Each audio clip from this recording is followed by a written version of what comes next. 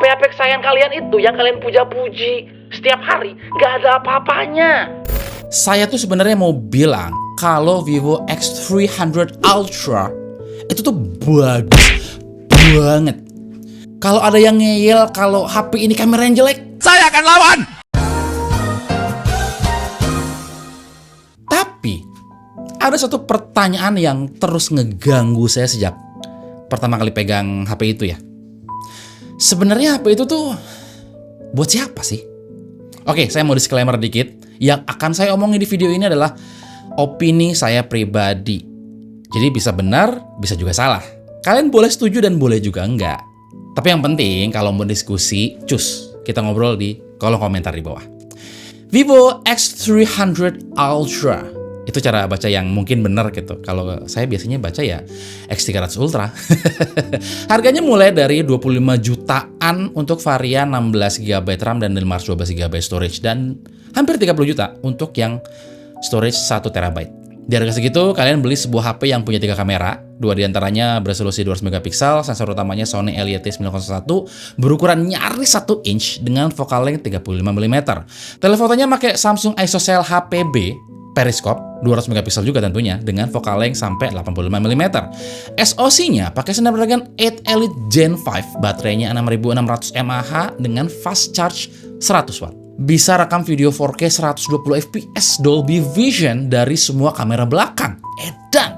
Dan fitur atau kemampuan merekam videonya itu gila banget, termasuk support 10-bit lock, custom LUT real-time preview, kompatibel ACS workflow, standar workflow rumah produksi profesional. Jadi menurut saya, ini tuh bukan HP. Ini adalah kamera sinema yang cosplay jadi HP. Tapi di situ masalahnya. Saya ngeliat gimana kebanyakan orang Indonesia pakai HP. Buka kamera, di tab foto, selesai. Kalian tahu nggak berapa persen pengguna smartphone yang pernah buka mode Pro lebih dari sekali? Yang pernah otak-atik ISO, shutter speed, white balance, secara manual gitu.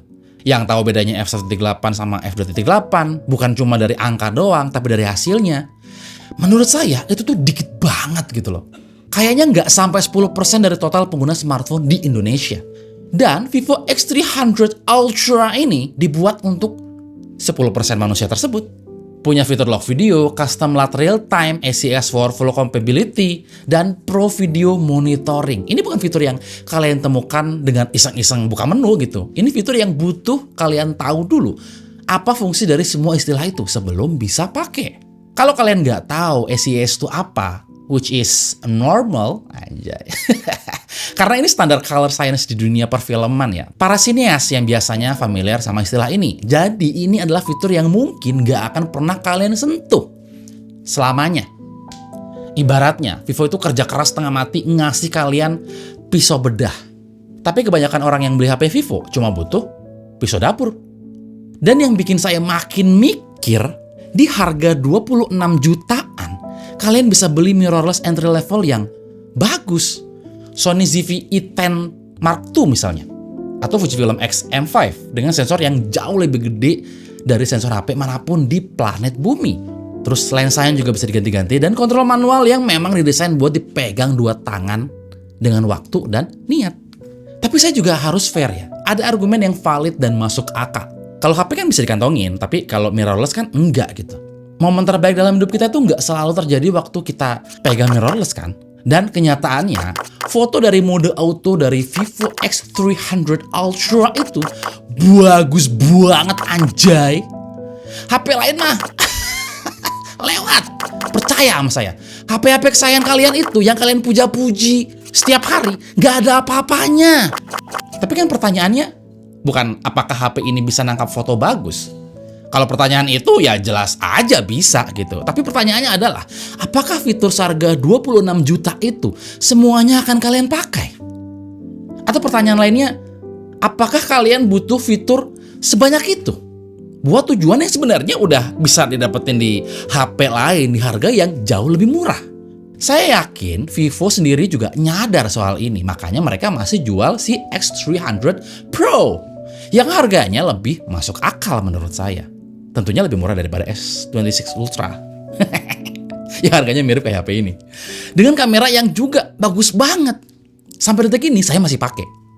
Dan bisa bikin saya keluar dari ekosistem Apple. Kemarin videonya udah tayang, silahkan tonton kalau belum. Dan menurut saya sih, X300 Ultra itu cuman masuk akal kalau kalian emang niat bikin video yang serius. Atau kalau kalian adalah videographer profesional. Sisanya, kayaknya pakai X300 Pro ini udah lebih dari cukup deh. Jadi kesimpulannya, Vivo X300 Ultra itu HP yang luar biasa bagus. Tapi luar biasa nggak selalu berarti cocok buat kalian. Ini HP buat para filmmaker atau bahasa kerennya itu disebut dengan sineas yang nggak mau setup atau rigging yang gede-gede amat gitu. HP ini juga buat para fotografer yang ngerti tentang focal length, bukan cuma dari angka ya.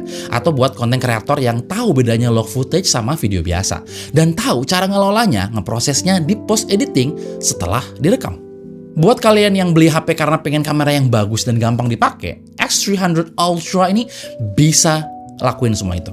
Tapi kalian akan bayar 26 juta untuk 30% dari kemampuannya.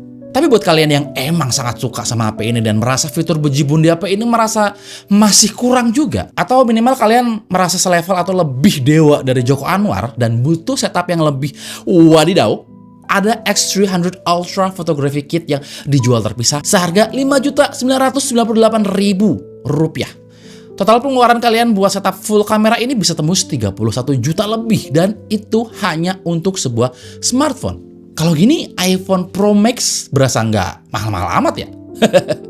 Jadi pertanyaan terakhirnya simple. Kalian beli HP ini karena emang butuh semua kemampuannya atau karena ya punya uang aja? Kalau jawaban yang kedua mungkin ini bukan HP buat kalian karena banyak fitur yang nggak akan kalian pakai dan akan jadi mubazir.